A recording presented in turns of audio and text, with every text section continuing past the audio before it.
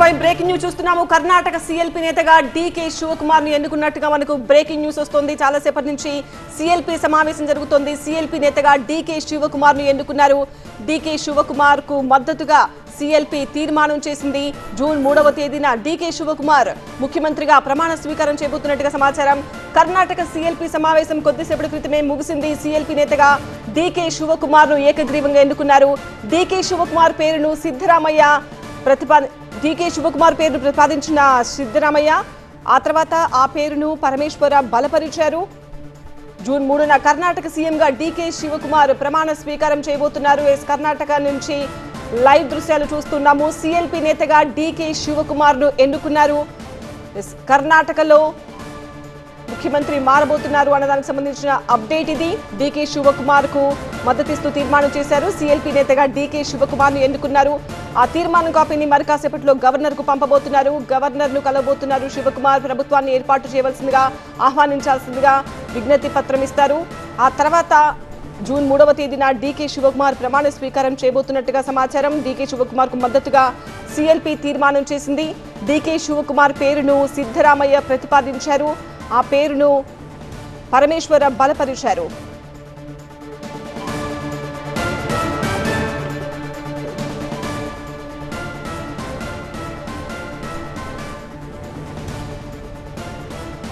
Bureau chief గోపితో మాట్లాడదాం. గోపి, కర్ణాటకలో CLP సమావేశం ఇప్పుడే ముగిసినట్టుగా తెలుస్తోంది. డీకే శివకుమార్ ను ముఖ్యమంత్రిగా ప్రతిపాదిస్తూ తీర్మానం కూడా చేశారని తెలుస్తోంది. ఆ తర్వాత ప్రొసీజర్ ఏంటి? గవర్నర్ ను ఎవరెవరు కలవబోతున్నారు? ఎప్పుడు ప్రభుత్వాన్ని ఏర్పాటు చేయాల్సిందిగా ఆహ్వానించమని లెటర్ ఇస్తారు? జూన్ 3న డీకే శివకుమార్ ప్రమాణ స్వీకారం చేస్తారని తెలుస్తోంది. మంత్రులుగా ఎవరెవరు ప్రమాణ స్వీకారం చేస్తారు? ఎవరెవరిని ఎన్నుకున్నారు మంత్రులుగా అన్న అంశానికి సంబంధించిన ఏమన్నా క్లారిటీ వచ్చిందా? ప్రస్తుతానికి సీఎల్పీ నేతగా ఏకగ్రీవంగా డీకే శివకుమార్ ఎన్నిక ప్రక్రియ పూర్తయింది. కాసేపటి క్రితమే విధానసౌధలో జరిగిన సీఎల్పీ సమావేశం సుమారు గంట పాటు ఈ సమావేశం జరిగింది. ఏఐసీసీ పరిశీలకులుగా ఇటు కేసీ వేణుగోపాల్, అలాగే రణదీప్ సింగ్ సుర్జేవాలా, ఇటు కర్ణాటక కాంగ్రెస్ ఇన్ఛార్జ్ సమక్షంలో ఈ సీఎల్పీ సమావేశం జరిగింది. 136 మంది కాంగ్రెస్ ఎమ్మెల్యేలు ఇటు డీకే శివకుమార్ని ఏకగ్రీవంగా తమ సీఎల్పీ నేతగా అంగీకరించడం జరిగింది. డీకే శివకుమార్ పేరును ఈ సిద్ధరామయ్య మాజీ ముఖ్యమంత్రి ప్రతిపాదించారు.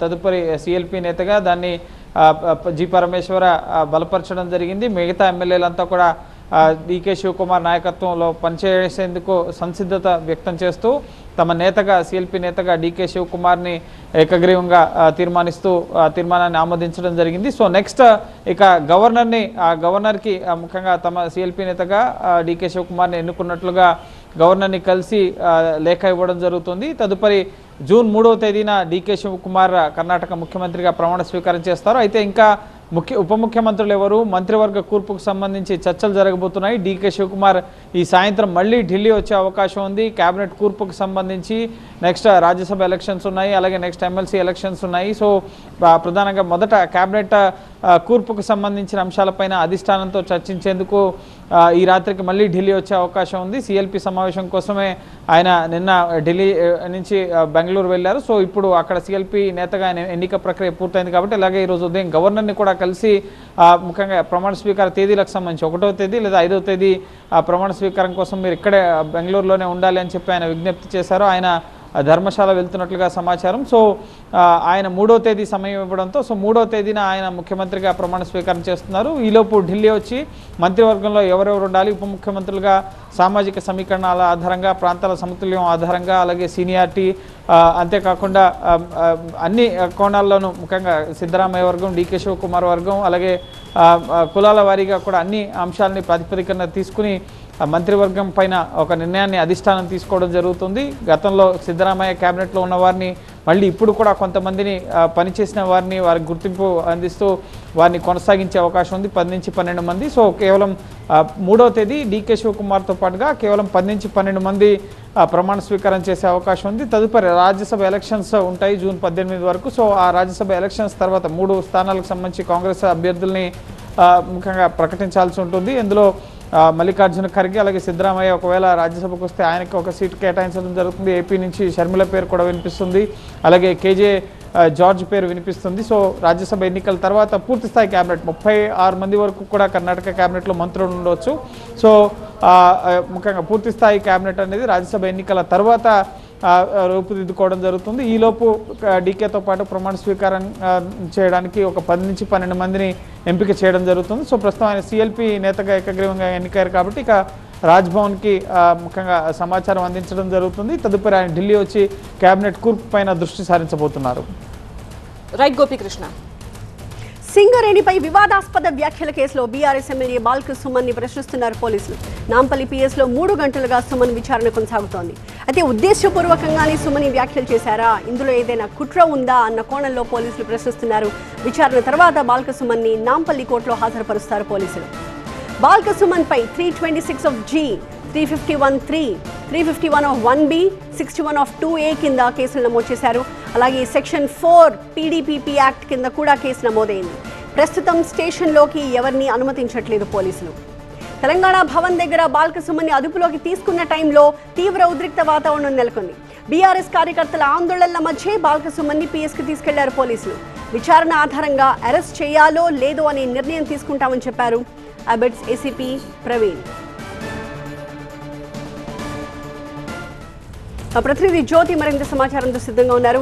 జ్యోతి, బాల్క సుమన్ పై పెట్టిన కేసుల డీటెయిల్స్ చెప్పండి. డిఫరెంట్ సెక్షన్స్ కింద కేసులు ఫైల్ చేశారు కదా, అలాగే విచారణ ఇంకా ఎంతసేపు కొనసాగే అవకాశాలు కనిపిస్తూ ఉన్నాయి?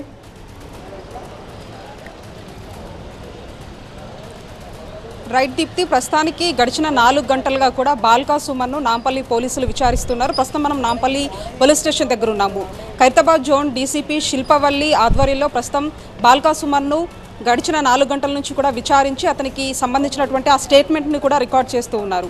అయితే 1:30 ప్రాంతంలో బీఆర్ఎస్ భవన్ దగ్గర బాల్కా సుమన్ను అదుపులోకి తీసుకున్నారు. ఆ తర్వాత నేరుగా పోలీస్ స్టేషన్కి రావడం జరిగింది. అయితే సింగరేణి మీద చేసినటువంటి వివాదాస్పద వ్యాఖ్యలకు సంబంధించి ఇప్పటికే 6 సెక్షన్లుగా కూడా పోలీసులు పెట్టడం జరిగింది. అయితే ప్రధానంగా అందులో ఏదైతే సింగరేణికి సంబంధించినటువంటి పబ్లిక్ ఏవైతే ఆస్తులు ఉంటాయో వాటికి సంబంధించి డ్యామేజ్ చేశారనక పెట్టినటువంటి సెక్షన్కి సంబంధించి ఒకవైపు లీగల్ టీం, బాల్కా సుమన్కి సంబంధించినటువంటి లీగల్ టీం కూడా అది వర్తించదు అని చెప్పేసి వాళ్ళు చెప్తున్నటువంటి క్రమంలో ఆ యొక్క సెక్షన్తో పాటు మిగిలిన అన్నీ కూడా అటువంటి సెక్షన్స్కి సంబంధించినవే.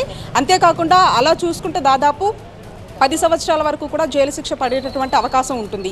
ఈ నేపథ్యంలో గతంలో అతని మీద ఉన్నటువంటి కేసులు కావచ్చు, అంతేకాకుండా తాజాగా సింగరేణి మీద చేసినటువంటి ఈ వివాదాస్పద వ్యాఖ్యలకు సంబంధించి కావచ్చు. ఎందుకంటే సింగరేణి కార్యాలయాన్ని కాల్చాలి, అంతేకాకుండా మరొక వైపు ఎవరైతే కార్మికుల మధ్య యొక్క భయాందోళనకు గురి చేసేటటువంటి మాటలు మాట్లాడారు కాబట్టి ఈ అంశాలను దృష్టిలో పెట్టుకొని పూర్తి స్థాయిలో కూడా అసలు ఎందుకు ఇటువంటి వ్యాఖ్యలు చేయాల్సినటువంటి పరిస్థితి వచ్చింది, ఉద్దేశపూర్వకంగానే ఈ వ్యాఖ్యలు చేశారా, లేదు అంటే కుట్రకోణం ఏమైనా ఉందా అనే దానికి సంబంధించి ప్రస్తుతం డీసీపీ శిల్పవల్లి ఆధ్వర్యంలో బాల్కా సుమన్కి సంబంధించినటువంటి స్టేట్మెంట్ను రికార్డ్ చేసిన తర్వాత పూర్తి స్థాయిలో కూడా రిమాండ్ రిపోర్టుకు సంబంధించినటువంటి ఆ ప్రాసెస్ నడుస్తుంది. ఆ తర్వాత నాంపల్లి కోర్టు లేదంటే జడ్జి నివాసం దగ్గర కూడా బాల్కా సుమన్ని ప్రొడ్యూస్ చేసేటటువంటి అవకాశం కనిపిస్తోంది. ఎప్పుడైతే లాస్ట్ మంగళవారం రోజున సింగరేణికి సంబంధించినటువంటి కార్మికుల సమావేశంలో ఈ యొక్క వివాదాస్పద వ్యాఖ్యల నేపథ్యంలో ప్రధాన కార్యాలయంలో పనిచేస్తున్నటువంటి జూనియర్ ఇన్స్పెక్టర్గా ఉన్నటువంటి ఆనంద్ ఇచ్చినటువంటి ఫిర్యాదు మేరకు నాంపల్లి పోలీసులు కేసు నమోదు చేసుకోవడం జరిగింది. ఆ తర్వాత బీఆర్ఎస్ భవన్లో ఉన్నారని తెలుసుకున్నటువంటి పోలీసులు, టాస్క్ ఫోర్స్ పోలీసులు కూడా అక్కడికి వెళ్లారు. ఆ తర్వాత 1:30 ప్రాంతంలో బాల్కా సుమన్ బయటకు వచ్చిన తర్వాత అతను అదుపులోకి తీసుకొని నాంపల్లి పోలీస్ స్టేషన్కి రావడం జరిగింది. పెట్టినటువంటి సెక్షన్స్ ప్రకారంగా చూసుకుంటే ఆస్తుల అంశానికి సంబంధించి ధ్వంసం చేయడము, అంతేకాకుండా సింగరేణి కార్యాలయానికి సంబంధించినటువంటి వాటిని ముట్టడి చేయడము, ఈ విధంగా కార్మికుల మధ్య ఒక చిచ్చు పెట్టేటటువంటి ప్రయత్నం చేశారు అనే దాన్ని తీసుకున్నటువంటి పోలీసులు ఆ సెక్షన్స్తో పాటు గతంలో కొన్ని బాల్కా సుమన్కి సంబంధించినటువంటి సెక్షన్స్ కూడా ఉన్నాయి. సో వాటిని ఏమన్నా జోడిస్తారనేది కూడా ఇక్కడ చూడాల్సినటువంటి అంశంగా చెప్పుకోవచ్చు. ప్రస్తుతానికి 4:30 గంటలుగా కూడా ఎందుకు ఇటువంటి వ్యాఖ్యలు చేయాల్సినటువంటి పరిస్థితి వచ్చింది అనే దానికి సంబంధించి ప్రస్తుతం స్టేట్మెంట్ అయితే రికార్డ్ చేస్తున్నారు. ఆ తర్వాత బాల్కా సుమన్ని అటు కోర్టుకు లేదంటే జడ్జి నివాసాన్ని దగ్గరికి తీసుకుని వెళ్ళి ప్రొడ్యూస్ చేసేటటువంటి అవకాశం అయితే కనిపిస్తూ ఉంది. రైట్, థ్యాంక్ యూ జ్యోతి. తెలంగాణలో త్వరలో ప్రారంభం కాబోయే ఎస్ఐఆర్ ప్రక్రియపై రాజకీయ పార్టీలన్నీ ఫోకస్ చేశాయి. బీజేపీ రాజకీయ దురుద్దేశంతో ఎస్ఐఆర్ చేపడుతోందని కాంగ్రెస్ ఆరోపించింది. బీజేపీకి అనుకూలంగా ఎన్నికల కమిషన్ పనిచేస్తోందని విమర్శించారు మంత్రి పొన్నం ప్రభాకర్. ఎస్ఐఆర్ ప్రక్రియపై ప్రజలు ఆందోళనలో ఉన్నారన్నారు. రాబోయే 10 రోజుల్లో BLAలకు శిక్షణ ఇస్తామని, ప్రజల ఓటు హక్కుని కాపాడేందుకు చర్యలు తీసుకుంటామని తెలిపారు. తమ పార్టీకి వ్యతిరేకంగా ఉన్నా లేదా ఆ పార్టీకి సానుభూతి పరంగా కనబడకపోతే ఓట్లను తొలగించాలి, ఓటు అనే అర్హతను అతని నుంచి తొలగించేటువంటి కుట్ర ద్వారా మరి ఈరోజు భారతీయ జనతా పార్టీ కేంద్రంలో ఉన్నటువంటి ప్రభుత్వం కార్యక్రమం చేస్తూ ఉంది. ఎన్నికల కమిషన్ అందరూ చెప్తా ఉన్నారు, ఇవాళ ఎన్నికల కమిషన్ అనేటువంటిది నిష్పక్షపాతంగా స్వయం ప్రతిపత్తిగా పనిచేయాల్సిన సంస్థ, భారతీయ జనతా పార్టీ అనుబంధ సంస్థగా పనిచేస్తుందనేటువంటి ఆరోపణలు దేశవ్యాప్తంగా వస్తూ ఉన్నాయి. ఎస్ఐఆర్ ప్రక్రియ సమయంలో బీఆర్ఎస్ కార్యకర్తలు BLAని జాగ్రత్తగా ఉంచాలని సూచించారు బీఆర్ఎస్ వర్కింగ్ ప్రెసిడెంట్ కేటీఆర్. అసలైన ఓటర్ల ఓట్లు పోకుండా చూడాలన్నారు. దొంగ ఓట్లు, డూప్లికేట్ ఓట్లు తొలగించేలా చూడాల్సిన బాధ్యత కూడా BLAలపై ఉందన్నారు. అర్హులైన ఓటర్లు మాత్రమే ఉంటే మళ్లీ ఖచ్చితంగా బీఆర్ఎస్ గెలుస్తుందన్నారు. అయితే ఎస్ఐఆర్ ప్రక్రియతో బీజేపీకి సంబంధం లేదన్నారు తెలంగాణ బీజేపీ చీఫ్ రామచంద్రరావు. కాంగ్రెస్ హయాంలోనే ఈ ప్రక్రియ చేపట్టారన్నారు. ఎస్ఐఆర్ పై కాంగ్రెస్, MIM, BRS రాజకీయాలు మానుకోవాలని సూచించారు. ఇటువంటి ఒక బ్లేమ్ గేమ్ చేయకుండా ఎస్ఐఆర్ అనేది చట్టబద్ధమైనటువంటి ప్రక్రియ, రాజ్యాంగంలో ఉన్నటువంటి ఒక ప్రక్రియ. సుప్రీంకోర్టు క్లియర్ కట్గా చెప్పింది ఎస్ఐఆర్లో ఎటువంటి అవకతవకలు లేవు, అది జరగాల్సి ఉందే. ఈ ప్రక్రియ ఎలక్షన్ కమిషన్ ఆఫ్ ఇండియా అధికారము, రాజ్యాంగబద్ధమైనటువంటి ఒక ప్రక్రియ కాబట్టి దీనికి మీ అడ్డురామని చెప్పి సుప్రీంకోర్టు చెప్పింది. ఇప్పటికైనా రాష్ట్రంలో MIM కానీ, కాంగ్రెస్ పార్టీ కానీ, BRS కానీ ఈ ముగ్గురు ఎస్ఐఆర్ మీద రాజకీయాలు చేయకుండా అసలైన ఓటర్లని ఈరోజు లిస్టులో పెట్టే ప్రయత్నం చేద్దాం. ఇదే అంశానికి సంబంధించి మనకి పూర్తి అప్డేట్స్ అందించడానికి మా ప్రతినిధి ఎలెందర్ సిద్ధంగా ఉన్నారు. ఎలెందర్, అన్ని పార్టీలు ఫుల్ గా ఫోకస్ చేసినట్లుగా తెలుస్తోంది. త్వరలో జరగబోయే ఎస్ఐఆర్ ప్రక్రియకు సంబంధించి కార్యకర్తలకు ఎలాంటి సూచనలు చేస్తున్నారు పార్టీస్? రైట్, ఇప్పుడు తెలంగాణ వ్యాప్తంగా సర్ అనే అంశం పైన స్పెషల్ ఇంటెన్సివ్ రీజన్ పైన అన్ని తెలంగాణ రాజకీయాలు వ్యూహాత్మకంగా ఫోకస్ పెట్టాయని చెప్పుకోవచ్చు. ఇది పూర్తి స్థాయిలో ఒక చర్చనీయాంశంగా కూడా మారిందని చెప్పుకోవచ్చు. అయితే జూన్ 2nd వీక్లో ఈ ప్రక్రియ ప్రారంభమై ఓవరాల్గా అక్టోబర్లో తుది ఓటర్ల జాబితా, అంటే ఓటర్ల సవరణ జరిగిన తర్వాత ఇదంతా కూడా అనౌన్స్ చేసే అవకాశం ఉంది దీనికి సంబంధించినటువంటి ఎలక్షన్ కమిషన్. అయితే ఈ అంశం పైన పూర్తి స్థాయిలో తెలంగాణలో రాజకీయ ప్రకంపనలు అయితే ప్రారంభమయ్యాయి.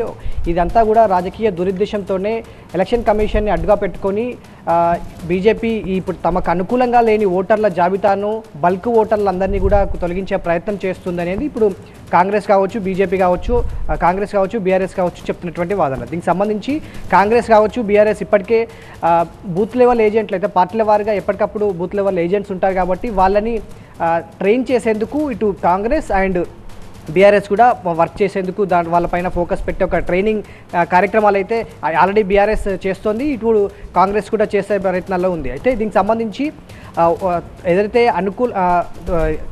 అభ్యర్థి ఎవరైతే ఓటర్లు ఇప్పుడు లేరో, లేకపోతే ఇతర ప్రాంతాల్లో ఉన్నటువంటి ఓటర్లను తొలగించే ప్రయత్నంలో భాగంగా తమకు అనుకూలంగా లేని ఓటర్లను కూడా బీజేపీ కేంద్రంలో ఉన్నటువంటి పార్టీ ఇప్పుడు అందరిపై ఈ ఓటర్ల జాబితాలో సవరించే కార్యక్రమంలో భాగంగా కొంతమందిని కావాలని కట్ చేసే ప్రయత్నం చేస్తుంది అనేది బీఆర్ఎస్ అండ్ కాంగ్రెస్ ఇప్పుడు చెప్తున్నటువంటి మాట. ఇక్కడ పక్కన కొన్ని రాష్ట్రాల్లో కూడా బల్క్గా చాలామంది ఓటర్లను తొలగించినటువంటి పరిస్థితి. సో ఆ ఓటర్లంతా ఓటు వేసే క్రమంలో తమ ఓట్లు పోయాయని చెప్పి ముందుకు వచ్చినటువంటి పరిస్థితులు అయితే ఉన్నాయి. సో ఆ విషయం పైన మాత్రం తప్పకుండా ఫోకస్ చేయాలనేది బీఆర్ఎస్ కాంగ్రెస్ చెప్తుంది. అయితే బీఆర్ఎస్ మాత్రం ఇప్పుడున్నటువంటి పరిస్థితుల్లో ఈ సార్ అనే కార్యక్రమం జరగాల్సిన అవసరం ఉంది, కానీ అది ఎవరిపైన జరుగుతోంది, నిజంగా అర్హులైన ఓట్లు పోతున్నాయా, లేకపోతే ఇప్పుడు బ్రతికున్న వారు కావచ్చు, లేకపోతే చనిపోయిన వారు కావచ్చు, లేకపోతే ఇతర రాష్ట్రాల్లో ఉన్నటువంటి ఓటర్లకు సంబంధించినటువంటి వాళ్ళు ఓట్లు వెళ్తున్నాయనేది మాత్రం తప్పకుండా గమనించాల్సిన అవసరం మనకు ఎంతైనా ఉంది. సో బూత్ లెవెల్ ఏజెంట్లు ఎవరైతే ఉన్నారో వాళ్ళకి తప్పకుండా ట్రైనింగ్ కార్యక్రమాలు, అంటే అక్కడికి వచ్చేటువంటి ఏజెంట్ ఎవరైతే ఇంటింటి సర్వే జరుగుతున్నటువంటి క్రమంలో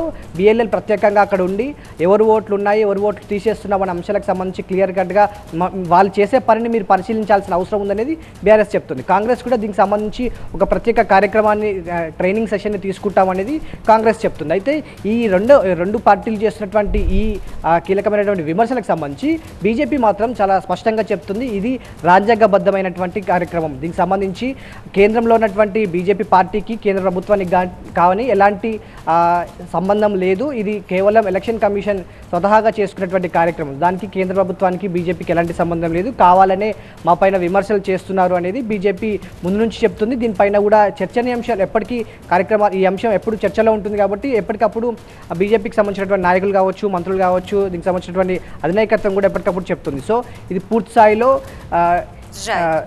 రాజ్యాంగబద్ధమైనటువంటి పని కాబట్టి బీఆర్ఎస్ కాంగ్రెస్ వీళ్ళు కావాలని మా పైన విమర్శలు చేస్తున్నారు. దీనికి సంబంధించి సుప్రీంకోర్టు కూడా ఇది రాజ్యాంగబద్ధమే, మేము దీంట్లోకి మేము ఇన్వాల్వ్ కాలేము అని చెప్పి కూడా సుప్రీంకోర్టు చెప్పింది. కాబట్టి దీనిపైన ప్రజలు ఎవరు కూడా వీళ్ళు చేసేటువంటి విమర్శలు కావచ్చు, ఈ కలిగించేటువంటి భయాలను ఎవరు నమ్మకూడదు. సో ఆ ఏజెంట్ వచ్చినప్పుడు మిమ్మల్ని అడిగినటువంటి వివరాలు చెప్తే సరిపోతుంది. అనవసరంగా ఎవరి ఓట్లు తొలగిపోవు అనేది మాత్రం బీజేపీ ఆ కార్యక్రమం సంబంధించి ఒక నిజమైనటువంటి విషయం ఏంటనేది బీజేపీ చెప్పే ప్రయత్నం అయితే చేస్తుంది. సో కాంగ్రెస్ బీఆర్ఎస్ విమర్శలను నమ్మొద్దు, భయపడొద్దు అనేది బీజేపీ చెప్పే ప్రయత్నం అయితే ప్రస్తుతం చేస్తున్నటువంటి సిచ్యువేషన్ అయితే తెలంగాణ స్టేట్లో కనిపిస్తుంది. Thank you Anant. ఇక మహానాడు సక్సెస్ఫుల్ గా కంప్లీట్ అయింది. దీంతో పార్టీకి సంబంధించిన ఇతర కార్యక్రమాలపై పూర్తి స్థాయిలో ఫోకస్ పెట్టారు టీడీపీ అధినేత చంద్రబాబు. పార్టీ కేంద్ర కార్యాలయంలో అందుబాటులో ఉన్న నేతలతో సమావేశమైన సీఎం తాజా రాజకీయ పరిణామాలపై చర్చించారు. పార్టీ కార్యాలయంలో చంద్రబాబును కలిసి రాజ్యసభ అవకాశం కల్పించాలని కోరారు పలువురు ఆశావహులు. వర్ల రామయ్యతో పాటు కంభంపాటి రామ్మోహన్ రావు, రెడ్డప్పగారి శ్రీనివాసరెడ్డి చంద్రబాబును కలిసి తమ అభ్యర్థిత్వాన్ని పరిశీలించాలని కోరారు. ఇక బీసీ కోటా కింద తనకు రాజ్యసభ అవకాశం ఇవ్వాలని TTD board member Janga Krishnamurthy విజ్ఞప్తి చేయగా, ఎస్సీ కోటాలో తన పేరు పరిశీలించాలని కోరుతున్నారు మాజీ ఎమ్మెల్యే ఉండవల్లి శ్రీదేవి. జూన్ 1 నుండి నామినేషన్ల ప్రక్రియ ప్రారంభమవుతుంది. ఆలోపే పేర్లను ఖరారు చేసే ప్రయత్నాల్లో టీడీపీ అధినేత ఉన్నట్లుగా తెలుస్తోంది. మొత్తం 10 రాష్ట్రాల్లోని 24 రాజ్యసభ స్థానాలకు కేంద్ర ఎన్నికల సంఘం నోటిఫికేషన్ జారీ చేయబోతోంది. వీటిలో 4 స్థానాలు ఏపీకి చెందినవే ఉన్నాయి. వైసీపీకి తగిన ఎమ్మెల్యేల సంఖ్యాబలం లేకపోవడంతో 4 రాజ్యసభ స్థానాలు కూడా కూటమికే దక్కబోతున్నాయి. మెజారిటీ స్థానాల్ని గెలుచుకున్న టీడీపీ ఈ విషయంపై తీసుకునే నిర్ణయం ఇప్పుడు కీలకంగా మారింది. 4 స్థానాలే ఖాళీ అవుతున్నా పోటీలో మాత్రం 10 మందికి పైగా ఆశావహులున్నారు. దీనికి తోడు మిత్రపక్షాలైన జనసేన, బీజేపీలకు కూడా సీట్లు కేటాయించాల్సిన అవసరం ఉంది. జనసేనకు 1, బీజేపీకి 1 స్థానము ఇచ్చి మిగిలిన 2 స్థానాల్ని టీడీపీ తీసుకుంటుంది అని ఒక చర్చ నడుస్తుంటే, బీజేపీకి ఈసారి అవకాశం ఇవ్వకపోవచ్చు అన్న చర్చ కూడా ఇంకోవైపు నడుస్తోంది. మా ప్రతినిధి ఈశ్వర్ సిద్ధంగా ఉన్నారు. ఈశ్వర్, కూటమిలో 3 పార్టీలు, 4 స్థానాలు, 10 మందికి పైగా ఆశావహులు. ఏ విధంగా షేరింగ్ ఉండబోతోంది? ఎలాంటి చర్చ నడుస్తోంది ప్రస్తుతం? ఎగ్జాక్ట్లీ ఇప్పుడు ప్రస్తుతం అదే ఛాలెంజ్ కూటమి పార్టీల ముందుంది. వాస్తవానికి అంతర్గతంగా దానికి ఎవరెవరికి ఇవ్వాలన్న దానికంటే కూడా మిగతా వాళ్ళందరినీ సంతృప్తిపరచాల్సిన అవసరం ఉంటుంది. ప్రధానంగా టీడీపీ సీనియర్లను సంతృప్తిపరచాల్సిన అవసరం ఉంటుంది. అలాగే జనసేనకి 1 స్థానాన్ని ఆల్రెడీ కన్ఫర్మ్ చేసినప్పటికీ కూడా భారతీయ జనతా పార్టీ ప్రస్తుతానికి వాళ్ళకి రాష్ట్ర నాయకత్వం వచ్చి టీడీపీ అధినేత చంద్రబాబుని 1 స్థానం కావాలని కోరింది. అయితే వాటిని పరిశీలిస్తామని చెప్పారు. అదే సమయంలో కేంద్ర బీజేపీ నాయకత్వం నుంచి మళ్ళీ ఒకసారి రిక్వెస్ట్ వస్తే మాత్రం ఖచ్చితంగా హానర్ చేయాల్సి ఉంటుంది. కాబట్టి వాళ్ళ నుంచి వచ్చే అవకాశం కూడా ఉన్నట్టుగా పార్టీ వర్గాలకు సమాచారం ఉంది. సో కూటమి కాబట్టి ఆ కూటమిలో ఎవరెవరికి అడ్జస్ట్ చేయాలన్నది చాలా కీలకమైన అంశం. సో ఆ దిశగానే ప్రస్తుతం తెలుగుదేశం పార్టీ కృషి చేస్తుంది. ప్రస్తుతానికైతే 1 స్థానాన్ని జనసేనకి ఇవ్వాలని నిర్ణయించుకున్నప్పటికీ 3 స్థానాల కోసం పెద్ద ఎత్తున టీడీపీలో ఆశావాహుల నుంచి పోటీ ఉంది. ఎందుకంటే భారీ ఎత్తున ఇక్కడ ఈసారి దాదాపుగా పోటీ చేసిన 164 స్థానాల్లో పెద్ద ఎత్తున వాళ్ళు గెలిచిన నేపథ్యం కాబట్టి వాళ్ళందరూ గతంలో పార్టీ కోసం ఎవరైతే కూటమి కోసం సీట్లు త్యాగం చేశారో వాళ్ళలో కొంతమంది ఇంకా తమకు రాజ్యసభ స్థానాలు కావాలని కోరుతున్నారు. అలాగే పార్టీ సీనియర్లు ఉన్నారు, వాళ్ళు కూడా మాకు ఒకసారి రాజ్యసభ అవకాశం ఇవ్వాలని కోరుతున్నారు. అదే సమయంలో మిగతా వాళ్ళు ఎవరైతే అనేక సంవత్సరాలుగా పార్టీకి సంబంధించి పార్టీ కార్యక్రమాల్లో చురుగ్గా పాల్గొంటున్నారో, లేకపోతే గతంలో ఎమ్మెల్యేలుగా పనిచేసిన వాళ్ళు, లేకపోతే గతంలో ఇతర పార్టీల నుంచి వచ్చే ముందు వాళ్ళకి ఇచ్చిన హామీల నేపథ్యంలో వాళ్ళందరికీ హానర్ చేయాల్సిన అవసరం ఉంది. సో పెద్ద ఎత్తున అయితే దానికి సంబంధించిన ఎక్సర్సైజ్ జరుగుతుంది. ఈ నేపథ్యంలో ఈరోజు పార్టీ కార్యాలయానికి వచ్చిన పార్టీ చీఫ్ చంద్రబాబును కలిసేందుకు నాయకులు కూడా పెద్ద ఎత్తున వచ్చారు. ఖమ్మంపాటి రామ్మోహన్ గతంలో ఆయన రాజ్యసభ ఎంపీగా చేశారు. అదే సమయంలో మిగతా జంగా కృష్ణమూర్తి ఆయన వైఎస్ఆర్ కాంగ్రెస్ పార్టీ నుంచి తెలుగుదేశం పార్టీలోకి మారే సమయంలోనే ఆయనకి టీటీడీ బోర్డుతో పాటు ఎమ్మెల్సీ కానీ రాజ్యసభ కానీ ఇస్తామన్న హామీ ఉందని ఆయన చెప్తున్నారు. ఈ నేపథ్యంలోనే ముఖ్యమంత్రిని కలిసి ఆయన మరొకసారి బీసీ వర్గాలకు అవకాశం కల్పిస్తే తనకు అవకాశం ఇవ్వాలని కోరారు. అదే సమయంలో ఎస్సీ సామాజిక వర్గం నుంచి వర్ల రామయ్య, అదే సమయంలో తాడికొండ నుంచి పోటీ చేసిన గతంలో మాజీ ఎమ్మెల్యే ఉండవల్లి శ్రీదేవి కూడా తమకు కూడా అవకాశం అవకాశాన్ని ఇచ్చే అంశాన్ని పరిశీలించాలని కోరారు. ఇలాగ పూర్తి స్థాయిలో అదే సమయంలో సానా సతీష్ ఎవరైతే ఉన్న 4 స్థానాల్లో ఉన్న ప్రస్తుతం సానా సతీష్ ఎంపీగా ఉన్నారు, ఆయన పదవీకాలం ముగియబోతుంది, తిరిగి ఆయన కొనసాగిస్తారని చెప్తున్నారు. మరొక స్థానానికి సంబంధించి లోకేష్కి సన్నిహితుడిగా ఉన్న కిలారి రాజేష్ పేరు బలంగా వినిపిస్తుంది. అదే సమయంలో భాష్యం రామకృష్ణ జిల్లా గతంలో గుంటూరు ఎంపీగా పనిచేసిన గల్లా జయదేవ్ లాంటి వాళ్ళు, అలాగే మిగతా అనేక మంది పేర్లు వినిపిస్తున్న నేపథ్యంలో దాంట్లో ఇప్పుడు మిగతా పార్టీల కంటే కూడా ఈ ఉన్న పార్టీలో సీనియర్లని సాటిస్ఫై చేయాల్సిన అవసరం, మిగతా పార్టీలని సంతృప్తిపరచాల్సిన అవసరం ఉండడంతో తెలుగుదేశం పార్టీ చాలా కీన్గా ముందుకు వెళ్తున్న నేపథ్యం కనిపిస్తుంది. అటుగా ఫైట్ ఫైవ్లో ఫైనల్ స్టోరీ చూద్దాం. ఎండాకాలం అంటేనే మండేకాలం, కాకపోతే ఇప్పుడు ఇంకా ఎక్కువైంది ఈసారి. మరికొద్ది రోజుల్లో తెలంగాణలోకి నైరుతి రుతుపవనాలు ప్రవేశించే అవకాశం ఉన్నా కూడా ఎండల మంట ఏమాత్రం తగ్గడం లేదు. ఇప్పటికే అండమాన్ నికోబార్ దీవుల్ని దాటి తటస్థంగా ఉన్నాయి రుతుపవనాలు. అయితే వచ్చినా కూడా రాష్ట్రంలో ఎల్నినో ప్రభావంతో హీట్ వేవ్ కొనసాగుతుందని అంచనా వేస్తోంది వాతావరణ శాఖ. ఎల్నినో ప్రభావంతో తీవ్రమైన ఎండలతో పాటు భారీ వర్షాలు నమోదయ్యే అవకాశం ఉంది. జూన్లో సాధారణం కంటే ఎక్కువ ఉష్ణోగ్రతలు ఉక్కపోతా ఉంటాయని చెబుతున్నారు. జూన్లో సాధారణం కంటే ఎక్కువ రోజులు వడగాలు వీచే అవకాశం ఉందని హెచ్చరికలు జారీ చేశారు. ప్రస్తుతం పలు జిల్లాల్లో 44 డిగ్రీల సెల్సియస్కు పైగా ఉష్ణోగ్రతలు నమోదవుతున్నాయి. రానున్న రోజుల్లో కూడా కొమరం భీం, మంచిర్యాల, కరీంనగర్, పెద్దపల్లి, ఖమ్మం, మహబూబాబాద్, వరంగల్, హన్మకొండ జిల్లాల్లో హీట్ వేవ్ కొనసాగనుంది. జూన్ నెలలో మాత్రం ఋతుపవనాల ప్రభావంతో దక్షిణ తెలంగాణలో సాధారణం కంటే ఎక్కువ వర్షాలు కురిసే అవకాశం ఉందని అంచనా వేస్తున్నారు. ఖమ్మం, సూర్యాపేట, నల్గొండ తదితర జిల్లాల్లో అధిక వర్షపాతం నమోదయ్యే సూచనలున్నాయి. ఉత్తర తెలంగాణలో మాత్రం 45 నుండి 55% వరకు వర్షాభావ పరిస్థితులు ఏర్పడే అవకాశం ఉందని అంచనా.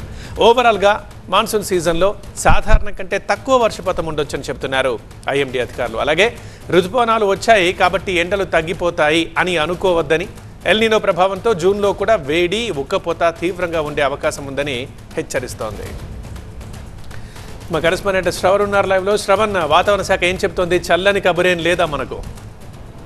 ఖచ్చితంగా చల్లని కబురు లేదనే చెప్పుకోవాలి. ఎందుకంటే సాధారణంగా ఈ జూన్ 1కి 4 రోజులు అటు ఇటుగా 4-5 రోజులకు అటు ఇటుగా ఋతుపవనాలు కేరళ తీరాన్ని తాకుతాయి. కానీ 26వ తారీఖు తర్వాత ఈ నైరుతి ఋతుపవనాలు అండమాన్ నికోబార్ దీవులను తాకి తర్వాత 4-5 రోజులకు కేరళ తీరం, దాని తర్వాత 1-2 రోజుల్లో తెలంగాణ తీరాన్ని తాకుతాయి. 26వ తారీఖు అనుకున్నట్టుగానే నైరుతి ఋతుపవనాలు అండమాన్ నికోబార్ దీవులను తాకినా కూడా ప్రస్తుతం అనుకూలమైన వాతావరణ పరిస్థితులు లేకపోవడంతో ఈ నైరుతి ఋతుపవనాలు అనేవి చాలా తటస్థంగా ఉన్నాయి. కేరళ తీరాన్ని కూడా ఇంకా తాకలేదు. కేరళ తీరాన్ని తాకడానికే 4-5 రోజుల సమయం పడుతుందని అంచనా వేసినా కూడా ఈ గాలి గమనంలో ఎటువంటి తేడా లేకపోవడంతో తటస్థంగా ఉండే నైరుతి ఋతుపవనాలు అలాగే కొనసాగడంతో మరింత సమయం పట్టే అవకాశాలు కనిపిస్తున్నాయి. దీనంతటికీ కూడా ఎల్నినో ప్రభావం. సాధారణంగా జూన్ అనేది ఎండాకాలం కిందకి వచ్చినప్పటికీ కూడా నైరుతి ఋతుపవనాలు కేరళ తీరాన్ని తర్వాత తెలంగాణ తీరాన్ని తాకడంతో చల్లటి వాతావరణము, వర్షభావ పరిస్థితులు ఏర్పడతాయి. కానీ ఈసారి అలాంటి పరిస్థితులు లేవని వాతావరణ శాఖ అధికారులు చాలా క్లియర్గా చెబుతూ ఉన్నారు. ఈ నెలకు సంబంధించి వర్షాలు పడితే కొంత నీటి వనరులు పెరుగుతూ ఉంటాయి. ఆ నీటి వనరులనే రాష్ట్ర వ్యాప్తంగా వినియోగిస్తుంటారు. కానీ ఈ నెలలో కూడా ఇటు ఎండ పరిస్థితి చాలా తీవ్రంగా ఉంటుంది, హీట్ వేవ్స్ ఉంటాయి. దాంతోపాటుగా కూడా వర్షభావ పరిస్థితులు అధికంగానే ఉంటాయి. కాబట్టి ఓవరాల్గా కన్సిడర్ చేస్తే మాత్రం ఈ నెలలో ఉండాల్సిన వర్షభావ పరిస్థితుల కంటే తక్కువ వర్షభావ పరిస్థితులు ఉండటము, దాంతోపాటుగా కూడా ఉత్తర తెలంగాణకి, దక్షిణ తెలంగాణకి తీవ్రమైన హీట్ వేవ్స్ ఉండే అవకాశం ఉంది. దాంతోపాటు మనం ఇప్పుడు మీరు చెప్పినట్టుగానే నల్గొండ ఉండొచ్చు, ఖమ్మం ఉండొచ్చు, దాంతోపాటుగా కూడా సెంట్రల్ తెలంగాణ ప్రాంతాల్లో అత్యధిక ఉష్ణోగ్రతలు, అత్యధిక వర్షపాతం నమోదవుతూ ఉన్న విచిత్రమైన పరిస్థితుల నేపథ్యంలో ఓవరాల్గా దేశవ్యాప్తంగా కూడా ఇదే పరిస్థితులు నెలకొనే పరిస్థితి ఉంది.